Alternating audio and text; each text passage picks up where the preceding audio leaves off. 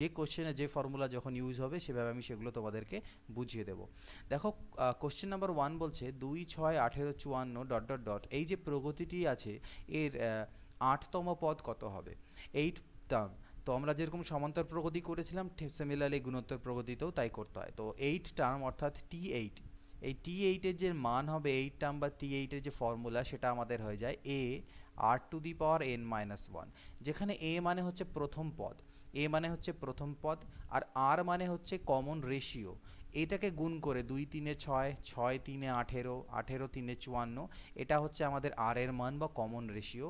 আর N মানে হচ্ছে যতগুলো পদ বলেছে, 8তম পদ যেহেতু বলেছে এন এর মান হবে 8-1। তাহলে এখান থেকে আমরা বের করব এই ফর্মুলা দিয়ে T8 এর মান কত।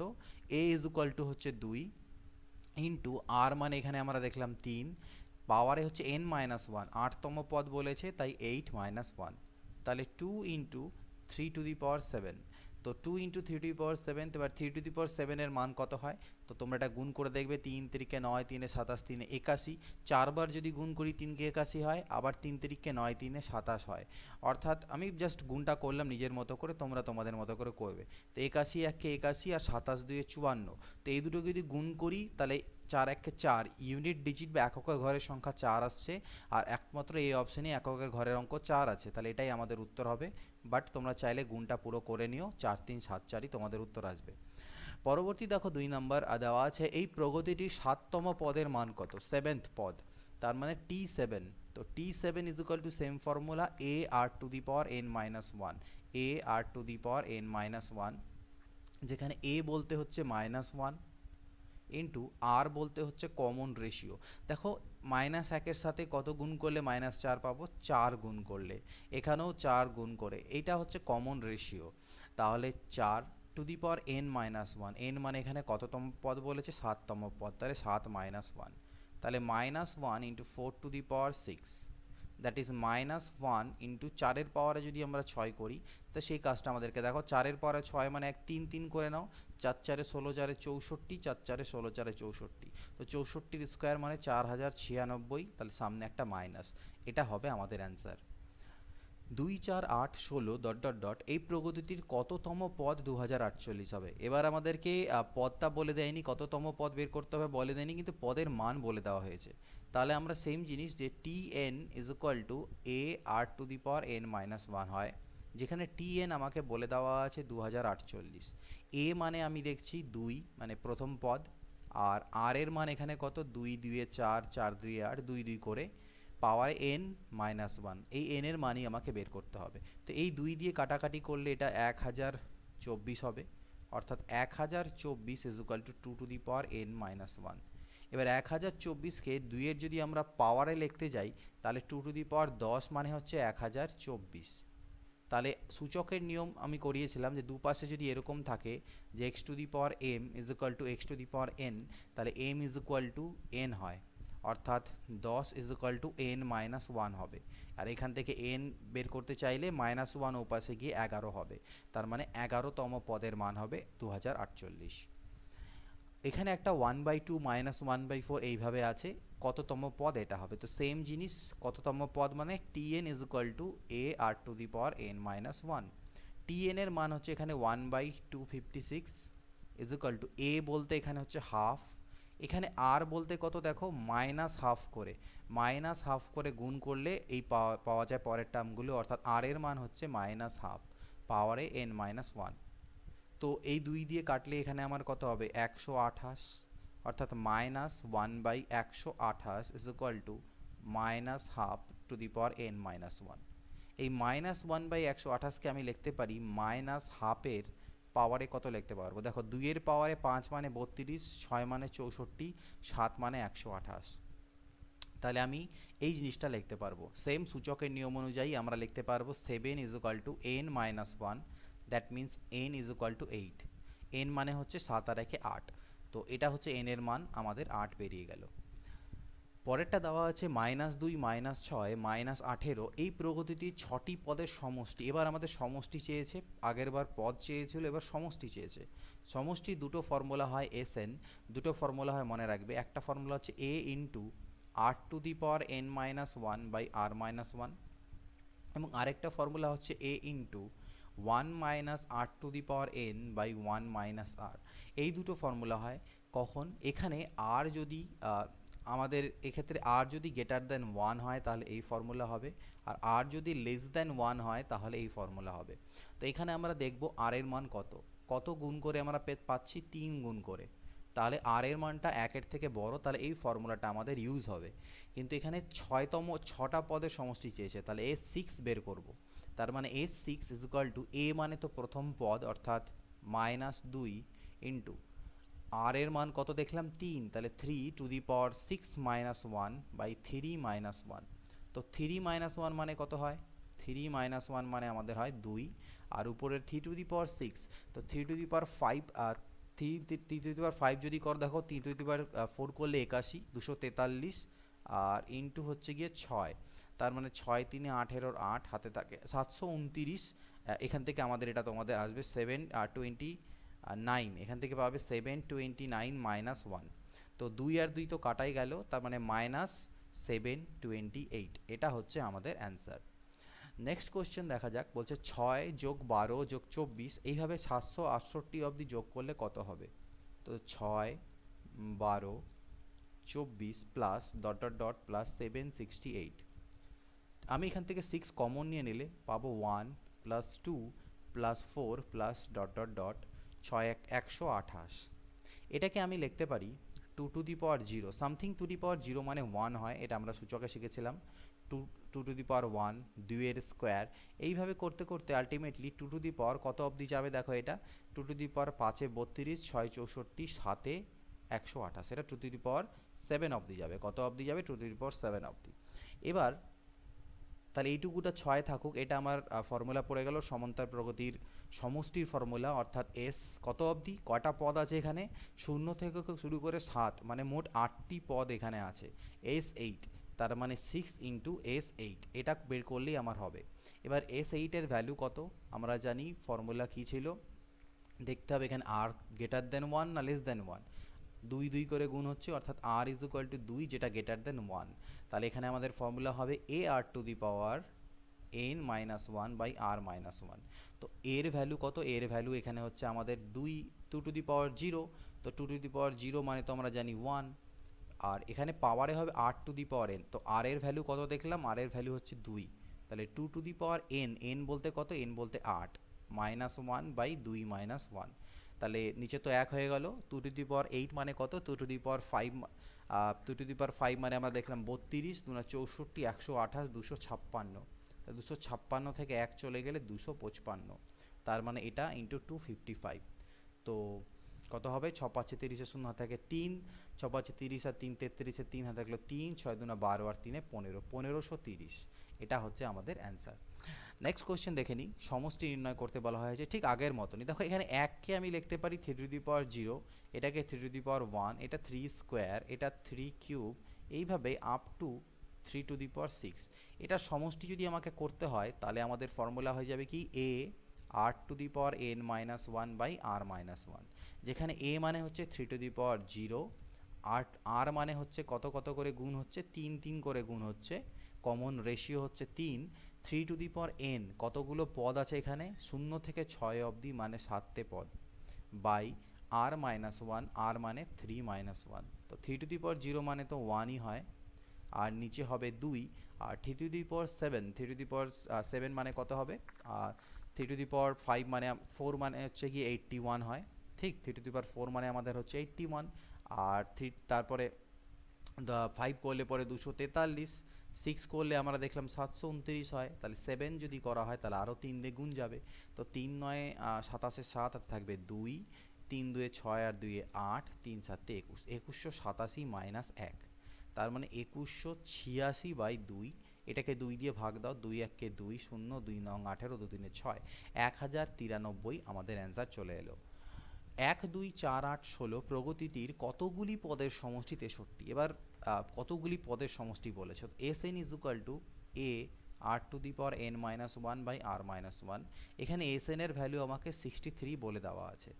a মানে হচ্ছে প্রথম পদ অর্থাৎ 1, r to the power n, r বলতে এখানে 2 2 করে গুণ হচ্ছিল, তাহলে 2 to the power N minus one by 2 minus one. 2 minus one মানে তো 1 হয়, 1 1 কাটাকাটি আলটিমেটলি গেল, তার মানে 63 is equal two two the power N minus one দাঁড়াবে, অর্থাৎ 2 to the power N is equal two 64 হবে। That is 2 to the power N is equal two 2 to the পাওয়ার 6 হবে। তার মানে এন ইজ ইকুয়াল টু হচ্ছে 6। তাহলে এটা answer কত হলো? 6। এবার দেখো মাইনাস 1 3 মাইনাস 9, এখানে আর এর মান যদি দেখো সেটা হচ্ছে মাইনাস 3, আর এর মান এখানে মাইনাস 3, আর ইজ ইকুয়াল টু মাইনাস 3 যেটা লেস দেন 1। তাহলে এখানে আমাদের সমষ্টি যেহেতু বলা আছে, তাহলে এখানে আমরা সমষ্টির ফর্মুলা কি ইউজ করব? A into 1 minus r to the power n by 1 minus r, এই ফর্মুলা ইউজ করব। এস এন এর ভ্যালু আমাকে 1640 দেওয়া আছে, এ মানে হচ্ছে মাইনাস 1, এখানে হবে 1 মাইনাস আর বলতে হচ্ছে মাইনাস 3, তার পাওয়ারে হচ্ছে এন, কারণ এই এন এর ভ্যালু বের করতে হবে, 1 মাইনাস মাইনাস 3।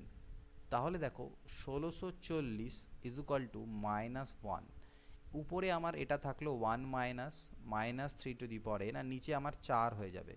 তো 4 দিয়ে যদি আমি এবার এদিকে গুণ করে দিই, এদিকে যদি আমি 4 দিয়ে এটাকে গুণ করি, তাহলে 4 শূন্য 0, 4 4 16, 6 থাকলো 1, 16 4 64 65, আর এই মাইনাসটা এদিকে না রেখে এদিকে গুণ করে দিলাম, তাহলে আলটিমেটলি আমার এরকম দেখতে দাঁড়ালো। এবার এক কাজ করি, এই ওয়ানটাকেও এপাশে নিয়ে আসি, তাহলে 65 61 দাঁড়াবে, আর এদিকে minus 3 to the power minus minus 3 to the power N হবে। তো এই মাইনাস আবার আমি কেটে দিতে পারি। এবার 65 61কে আমি লিখতে পারবো minus 3 to the power 8, 3 to the power 8ও লিখতে পারবো, বাট আমি ভিতরে সামঞ্জস্য রাখার জন্য মাইনাস 3 টু দি পাওয়ার 8 করলাম। তোমরা কারণ মাইনাসের পাওয়ারে যদি আমার পাওয়ার যদি ইভেন বা জোড় সংখ্যা থাকে তাহলে সেটা প্লাসই হয়ে যায়। তো একই রকম সূচকের নিয়ম অনুযায়ী আমি এখান থেকে 8 ইজ ইকুয়াল টু এন বা এন এর মান পেয়ে গেলাম কত? 8। ওকে, তো এই হলো গল্প। পরবর্তী দেখে নেওয়া যাক 10 নম্বর বলছে 8 ও 512 এর গুণোত্তরীয় মধ্যক, মানে এর মধ্যম আমরা যদি এক সময় করেছিলাম এক ধরনের যে আমরা কি বলবো মধ্য সমানুপাতি নির্ণয় করো, সেম জিনিসই এখানেও ফর্মুলা। গুণোত্তরীয় মধ্যক মানে বলছে এটা তো আছেই, এর পরের এই মিডিলের টার্মটা কত হবে। তো আমরা জানি যদি সাপোজ মনে করো এখানে এক্স থাকে, তাহলে আমি জানি 8-এর সাথে যত গুণ করে আমি এক্স পেয়েছি, এক্সের সাথেও ঠিক তত গুণ করেই 512 পাবো। এটাই হচ্ছে আমাদের গুণোত্তর প্রগতির বৈশিষ্ট্য। অর্থাৎ এক্সকে যদি আমি 8 দিয়ে ভাগ করি তাহলে যে কমন রেশিও বা আর বেরোবে 512কেও এক্স দিয়ে ভাগ দিলে সেটাই আসা উচিত। অর্থাৎ এক্স বাই 8-এর যা মান 512 বাই এক্সেরও তাই মান। তার মানে ultimately x square is equal to 8 into 512, তার মানে x is equal to root over 8 into 512 মানে 8-এর কিউব, তার মানে 8-এর পাওয়ারে 4। তা এটা বাইরে যখন আসবে 8-এর স্কোয়ার হয়ে বেরোবে, অর্থাৎ 64। এক্সের মান কিন্তু সামনে প্লাস মাইনাস অবভিয়াসলি দেবো, তো যেহেতু বর্গমূল হয়েছে তাই, তো প্লাস মাইনাস 64 এটা হচ্ছে গুণোত্তরীয় মধ্যক। ঠিক আছে, এবার বলা হচ্ছে 3 3 2x প্লাস 1 27 এরা গুণোত্তর প্রগতিতে থাকলে x এর মান কত। তো আমি আবারও বললাম গুণোত্তর প্রগতিতে থাকার অর্থ কি, এটাকে যদি এটাকে দিয়ে ভাগ দিই তাহলে আমরা যেটা পাবো আর, 27 দিয়ে যদি এটাকে ভাগ দিই মানে 27কে যদি এটা দিয়ে ভাগ দিই তাহলেও পাবো আর। তো ultimately 2x plus 1 divided by 3 যা মান হওয়া উচিত, 27কে যদি আমি 2x প্লাস 1 দিয়ে ভাগ দিই সেটাও একই হওয়া উচিত, এই দুটোই হচ্ছে আমাদের আর। তো এইটার পার্টের দরকার নেই, আমরা এখান থেকে কোনাকুনি যদি গুণ করি তাহলে 2x প্লাস 1-এর whole square is equal to 27 3 81, অর্থাৎ 2x plus 1 is equal to plus minus 9, এদিকে বর্গমূল হলে 9 আসবে। অর্থাৎ এখান থেকে দুটো ভ্যালু হতে পারে, 2x plus 1 is equal two 9 হতে পারে, অথবা 2x plus 1 is equal to minus 9 হতে পারে। তাহলে 2x ইজ ইকুয়াল টু 8 হতে পারে, অর্থাৎ x ইজ ইকুয়াল টু 4 হতে পারে, 2x is equal to minus 10 হতে পারে, অর্থাৎ x is equal to minus 5। এই দুটো অ্যান্সার পসিবল এক্সের। তো অপশানগুলো যদি তোমরা দেখো, অপশানে মাইনাস 5 কোথাও নেই, 4 অপশানে আছে, তাহলে এটা আমাদের উত্তর। 12 নম্বর সেম জিনিস বলেছে 2r 4 প্লাস 2r আর 10 প্লাস 3r গুণোত্তর প্রগতিতে থাকলে r এর মান কত। তাহলে সেম জিনিস 4 plus 2r divided by 2r is equal to 4 plus is equal to 10 plus 3r divided by 4 plus 2r। তাহলে এটা কোনাকুনি গুণ হলে 4 প্লাস 2r এর whole square is equal to 2r into 10 plus 3r। তো এটা a plus B whole square formula ভাঙি, 16 4 দুনা 8 দুনা 16r plus 4r square is equal to 20r plus 6r²। তো সবগুলোকে একদিকে যদি নিয়ে যাই তাহলে আমার 2r² হবে, 6r² থেকে 4r² বাদ গেলে 20 থেকে 16 চলে গেলে 4r -16 = 0। That means r² plus 2r - 8 = 0। দুই কমন নিয়ে নিলাম। এটাকে যদি মধ্য সহগ পদ্ধতিতে বিশ্লেষণ করি তাহলে এখান থেকে r এর যেটা সলিউশন বেরোবে, দুটো মান বেরোবে, একটা 4 বেরোবে, এক -4 বেরোবে এবং একটা 2 বেরোবে। তো যেহেতু -4 অপশানে নেই তাই 2 উত্তরে আছে, উত্তর এটা। তো সলভ করতে পারো এটাকে তোমরা চাইলে, আদারওয়াইজ অপশান ধরে ধরে পুট করে দেখো। যদি 2 এখানে পুট করো তাহলে 2 এর স্কোয়ার কত, 4 প্লাস 4 -8, 4 আর 4 8 থেকে 8 গেলে 0, স্যাটিসফাই হয়ে যাচ্ছে, তাই এটা আমাদের উত্তর। তো 13 নম্বর দেখা যাক কি বলছে। এক ছাত্র প্রথম দিনে 2 টাকা, দ্বিতীয় দিনে 6 টাকা, তৃতীয় দিনে 18 টাকা এইভাবে করে সঞ্চয় করতে থাকে, তাহলে অষ্টম দিনে গিয়ে সে কত সঞ্চয় করবে, অর্থাৎ T8 এর মান আমার কাছে চেয়েছে। তো T8 মানে কি, AR⁴n-1। এ বলতে 2, আর বলতে কত করে বাড়ছে, 3 করে বাড়ছে, তো গুণিতক হচ্ছে 3, তাহলে 3 মানে কমন রেশিও হচ্ছে 3, 3⁴ 8 - 1, তাহলে 2 × 3⁴ 7, তার মানে 2 × 3⁴ যদি আমি করি তাহলে কত হবে, 3⁴ আমরা 3⁴ 4 অবধি দেখেছিলাম 81, 5 করলে 243, 6 করলে হচ্ছিল 729 ইন্টু তার সাথে আরও একটা 3, তাই তো। তা 3 নং 27, সাথে থাকে 2, 3 দুনা 6, 2 8, 3 সাথে 21। তো এটাকে যদি গুণ করা যায় তাহলে 2 সাথে 14, 4 হাতে থাকবে কত, 1, 2 8 16 আর 1 17, 21 দুনা 42 আর 1 43, 4374, এটা হচ্ছে এর অ্যান্সার। নেক্সট দেখো, এক ছাত্র প্রথম দিনে 2টি, দ্বিতীয় দিনে 4টি, তৃতীয় দিনে 8টি এইভাবে করে শব্দ মুখস্থ করে 7 দিন এসে মোট কতই শব্দ মুখস্থ করতে পারবে, অর্থাৎ S7 এর ভ্যালু বের করতে হবে। তো এখানে যদি দেখি আর এর মান হচ্ছে 2 করে, এটা হচ্ছে এ, তাহলে ফর্মুলা আমরা জানি A × r⁴n-1/r-1। এ হচ্ছে 2, আর বলতেও 2, 2⁴ 7-1/2 - 1, তাহলে 2 × এটাতে 1 হয়ে গেল, আর এটা 2⁴ মানে কত, 2⁵ 32, 64, 128 থেকে 1 চলে গেলে 127, তার মানে 254, তার মানে সে 254টি শব্দ মুখস্থ করতে পারবে।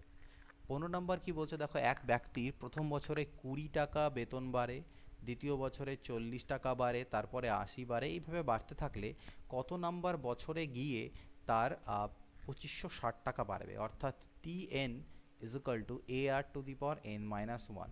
এখানে TN এর মান হচ্ছে 2560। ওকে, এ বলতে হচ্ছে 20, আর বলতে কত, 2 2 করে বাড়ছে, তাহলে 2⁴n-1। কাটাকাটি করি, 0 0, 2 দিয়ে কাটলে 128, 128কে আমি লিখতে পারবো কত, 2⁴ 7, 5 32, 6 64, 7 128 = 2⁴n-1। সূচকের নিয়ম অনুযায়ী n-1 = 7 বা n = 8, তাহলে অষ্টম বছরে গিয়ে তার বেতন বৃদ্ধি হবে 2560 টাকা। তো এখানে এই 15টা কোশ্চেনই ছিল, এর বেশি কোশ্চেন এখানে ছিল না। তো আশা করছি এই কোশ্চেনগুলো তোমরা বুঝতে পেরেছো। পরবর্তী যেটা চ্যাপ্টার আমরা করব সেটা 17 নম্বর চ্যাপ্টার হবে, যেখানে আই থিঙ্ক রেশিও প্রপোর্শন আছে, তারপর থেকে পরপর যে পাটিগণিতের চ্যাপ্টারগুলো আছে সেগুলো তোমাদেরকে প্রোভাইড করে যাব। চেষ্টা করব যত তাড়াতাড়ি তোমাদেরকে পাটিগণিতটা কমপ্লিট করে দিতে পারি, কারণ পাটিগণিতে প্রচুর কোশ্চেন্স আছে, এক একটা চ্যাপ্টারে প্রচুর কোশ্চেন্স আছে, এবং যেহেতু একটু বড় বড় কোশ্চেনগুলো হবে পাটিগণিতের কোশ্চেনসগুলো, তো সেখানে একটু টাইম লাগতে পারে একটা ভিডিও তোমাদের সামনে আনতে, বাট একটু ধৈর্য ধরে দেখবে। কমপ্লিট অবশ্যই সিরিজটাকে করবো, একটু টাইম লাগতে পারে, বাট সিরিজটাকে কমপ্লিট অবশ্যই আমি করব। তো চলো নেক্সট ভিডিওতে তোমাদের সাথে দেখা হবে। এই ভিডিওটা ভালো লাগলে জানিও, কোনো রকম কোয়ারি সাজেশনস থাকলে তোমরা অবশ্যই দিতে ভুলবে না। এবং আমার যে অপর চ্যানেল আছে, যেটা অনেকে হয়তো তোমরা এখনও সাবস্ক্রাইব করোনি, সেটা স্মার্ট ইনসাইট, এই চ্যানেলটিকে তোমরা অবশ্যই কিন্তু সাবস্ক্রাইব করো, কারণ সেখানে আমি স্টাডি কেরিয়ার রিলেটেড বিভিন্ন রকমের গাইডেন্স বা টিপস অ্যান্ড ট্রিক্স, বিভিন্ন স্ট্র্যাটেজিস তোমাদের সাথে শেয়ার করতে থাকি। এবং রিসেন্টলি আমি সেখানে CGL-এ যে আমার স্কোর কীভাবে আমি ইংরেজিতে ইমপ্রুভ করতে পেরেছিলাম নিজেকে, সেটা তোমাদের সাথে শেয়ার করেছি। তো সেই চ্যানেলের যে লিঙ্ক সেটা তোমরা ডেসক্রিপশনে পেয়ে যাবে, সেখান থেকে তোমরা অবশ্যই কিন্তু সেটাকে সাবস্ক্রাইব করো এবং বাকিদের সাথে অবশ্যই শেয়ার করবে। চলো নেক্সট ভিডিওতে দেখা হবে, then good bye and take care.